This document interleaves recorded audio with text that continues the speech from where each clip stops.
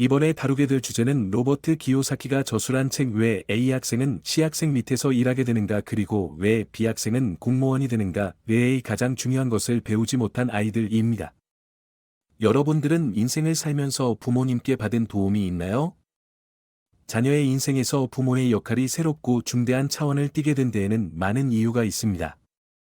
시대가 변했다는 사실을 반박할 사람도 오늘날은 변화의 시대라는 사실에 대해 이의를 제기할 사람도 거의 없을 것입니다. 하지만 대부분의 경우 시대에 발맞춰 적절한 변화를 이뤄내는 사람은 흔치 않습니다.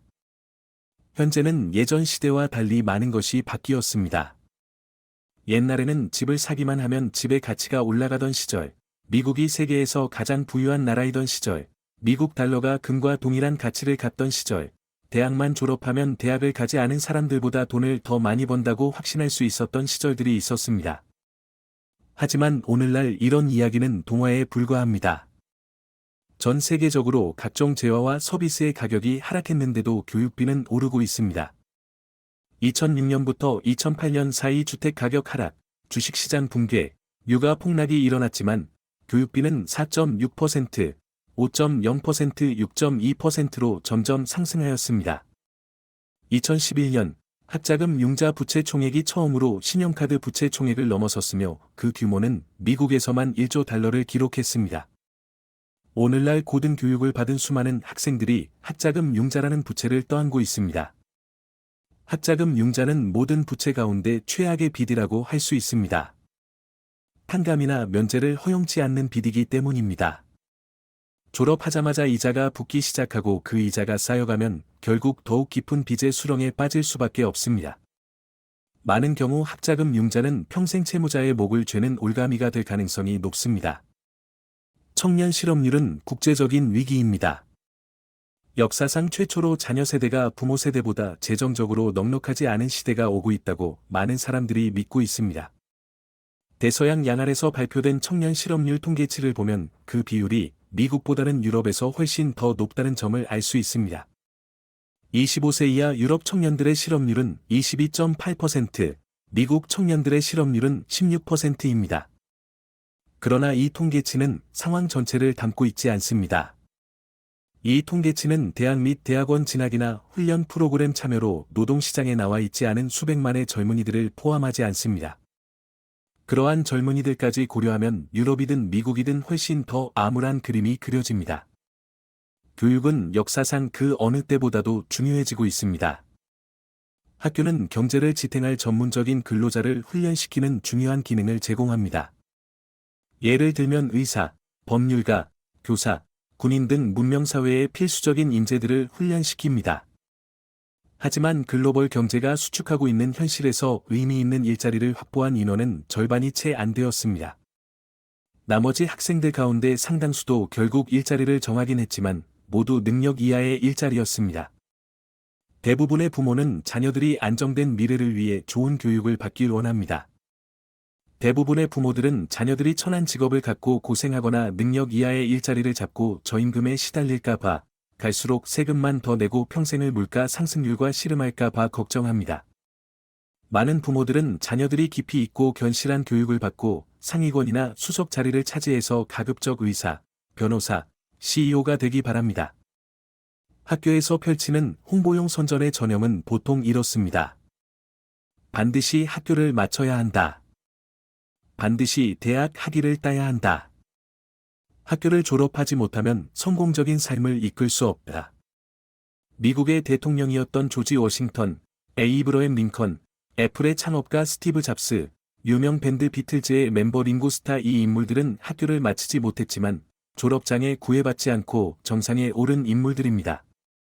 아이들이 당장 학교를 때려치워야 한다거나 학교가 중요하지 않다는 이야기를 하는 것이 아닙니다.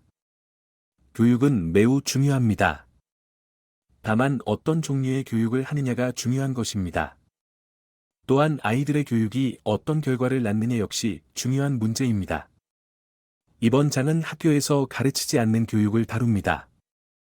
아이들이 안정감을 느끼기 위해 일자리가 필요하지도 정부 연금이 필요하지도 않은 그런 경로를 밟도록 가르치는 것이 주제입니다.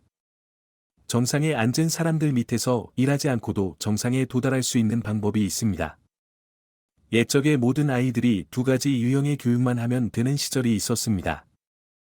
첫 번째는 학문 교육입니다. 이 교육은 읽고 쓰고 수학 문제를 푸는 방법에 대한 일반적인 기술을 지원하며 이는 아주 중요한 교육입니다. 두 번째는 전문 교육입니다. 이 교육은 먹고 살기 위한 좀 더 전문화된 기술을 제공합니다. 기계공, 건설 근로자, 요리사, 간호사, 컴퓨터 프로그래머 등이 되길 원하는 학생들을 가르칩니다. 어떤 교육이 빠졌는지 보이시나요? 바로 금융교육입니다. 금융교육은 우리의 학교 시스템에서 발견할 수 없는 수준의 교육입니다. 이것이 미래의 교육이라고 거듭 강조하는 바이지만 아이들에게 일자리를 얻어 돈을 벌려면 학교에 가라고 조언하면서도 돈에 대해서는 거의 혹은 전혀 가르치지 않습니다. 학생들의 90%가 돈에 대해 더 많은 것을 배우기를 원하는데도 교사의 80%는 그것에 대해 가르치기를 불편해합니다. 언젠가 분명히 금융교육은 학교 교과 과정의 일부가 될 것입니다. 저자의 금융교육은 9살부터 가장 친한 친구 아버지에 의해 시작되었습니다. 그분은 모노폴리 게임을 교육의 도구로 삼았고, 친구와 저자는 방과 후 몇 시간씩 그 게임을 하며 놀았습니다. 게임을 하고 집에 돌아가면 아버지는 항상 멍청한 놀이로 시간 낭비를 하지 말라며 공부를 하라고 하셨습니다.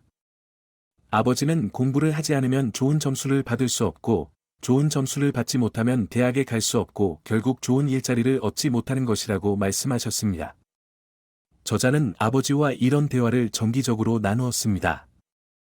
어느 날 친구의 아버지와 현장학습을 가게 되었습니다. 그분은 그곳에서 자신이 임대하던 초록색 집들에 데려가 둘러보게 했습니다. 저자는 거기서 그분이 현실 세계에서도 모노폴리 게임을 한다는 사실을 깨달았습니다. 집에 돌아와 아버지께 친구의 아버지는 현실 세계에서 모노폴리를 하고 있다고 말씀드리자 크게 웃으셨습니다. 아버지는 그것이 말도 안 되는 이야기라고 생각하셨습니다. 어린 시절 저자는 모노폴리 게임과 친구 아버지의 교육이 저자 인생의 방향을 얼마나 심오하게 바꿔 놓을지 깨닫지 못했습니다. 친구의 아버지는 저자와 친구가 자본가처럼 생각하도록 훈련시켰습니다. 그분은 임금 근로자가 아닌 고용주가 되는 것을 바랬기 때문입니다. 이는 돈에 대해 가르치는 매우 효과적인 방식이었습니다. 그렇다고 읽기와 강연 듣기가 중요하지 않다는 의미는 아닙니다. 모노폴리 게임은 더 배우고 싶은 저자의 욕구를 일깨웠고, 오늘날 저자는 더 많이 읽고 더 많이 공부하고 더 많이 수업에 참석한다고 합니다. 실생활 경험의 시뮬레이션인 그 게임이 저자에게 더 많이 배우도록 고무했기 때문이라고 말합니다. 저자는 모노폴리 게임과 이 경험을 통해 더 많은 것이 배우고 싶어졌으며, 그때의 교훈은 두뇌 속에 각인되어 있다고 합니다. 저자는 아내와 함께 1948년 금융교육회사를 설립하였습니다. 게임과 시뮬레이션을 이용해 투자와 기업가 정신을 재미있고 흥미롭게 가르쳤다고 합니다. 그들은 1994년 은퇴를 하였고, 시장 붕괴나 격변의 상황에 잘 대처하는 법을 배우는 것이야말로 금융교육의 핵심이라고 전하였습니다. 그가 9살이었을 때 친구의 아버지가 금융기술과 기업가 정신을 가르쳐 주신 것입니다. 저자는 그 분을 시대를 앞서 가던 분이었으며, 덕분에 친구들은 모르는 이점을 누렸다고 이야기합니다. 돈과 그것이 생활에서 하는 역할에 대해 토론해야 합니다. 많은 가정에서 돈에 관한 토론이나 대화를 거의 하지 않습니다. 일상생활에서 실제로 발생하는 돈 문제를 놓고 토론하는 시간을 만들어야 합니다. 각자 혹은 가족의 문제와 난관에 대해 솔직히 털어놓고 그 원인이 무엇이며 어떤 해결책이 가능할지 서로 의견을 교환하는 게 바람직한 방법입니다. 가정을 돈에 관한 싸움의 장이 아닌 토론의 장으로 만드는 데 시간을 투자하세요.